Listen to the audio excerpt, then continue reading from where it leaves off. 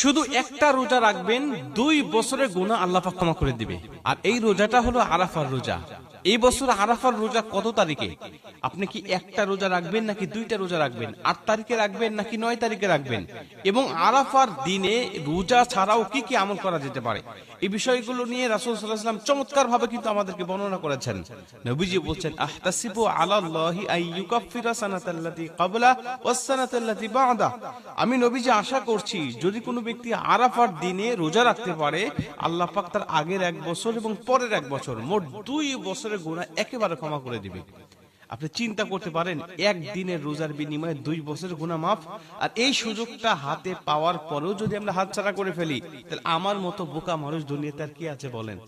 অতএব আমরা কিন্তু আরাফার দিনে কিন্তু আমরা রোজা রাখবো ইনশাআল্লাহ। এখন একটা রাখবেন নাকি 2টা রাখবেন, নাকি 8 তারিখ নাকি 9 তারিখ? আমরা জানি এটা নিয়ে মতানক্য আছে। কেউ কেউ বলেছেন হাজিরা যেদিন আরাফার ময়দানে উপস্থিত থাকবে, অর্থাৎ সৌদি আরবে যেদিন জিলহজ মাসের 9 তারিখ, ওই দিন আমাদের রোজা রাখতে হবে। কেউ কেউ বলেছেন না, যেহেতু চাঁদ দেখার উপরে তারিখটা নির্ধারিত, আরাফার ময়দানে উপস্থিত হওয়া মানে 9 তারিখেই তো তারা উপস্থিত হয়, অতএব আমার দেশে যেদিন 9 তারিখ হবে ওই দিন আমরা রোজা রাখবো আরাফার দিন হিসাবে। এটা নিয়ে যেহেতু মতানক্য আছে, আপনি চাইলে অবশ্যই যেদিন বাংলাদেশে 9 তারিখ ওই দিন রোজা রাখতে পারেন।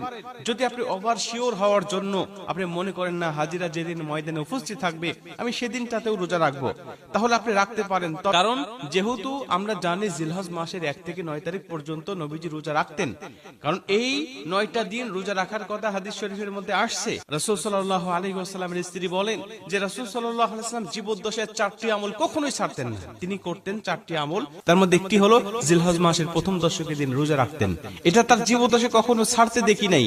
অতএব যেহেতু 10 দিনই রোজা রাখার একটা বিশাল ফজিলত রয়েছে, অতএব আপনি যদি ওভার শিওর হওয়ার জন্য 2টা রোজা রাখেন, তাহলে একদিন আরাফার ময়দান অবশ্যই পড়তেছে, আরেক দিন কিন্তু নফল রোজা হিসাবে আল্লাহ পাক কিন্তু আপনাকে আলাদা একটা প্রতিদিন অবশ্যই দান করবেন এই জিলহজ মাসের প্রথম দশকে রোজা রাখার কারণে।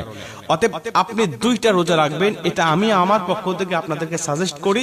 তাহলে আপনার জন্য ভালো হবে, আরাফার ময়দান ছুটে যাওয়ার কোনো সম্ভাবনা থাকবে না।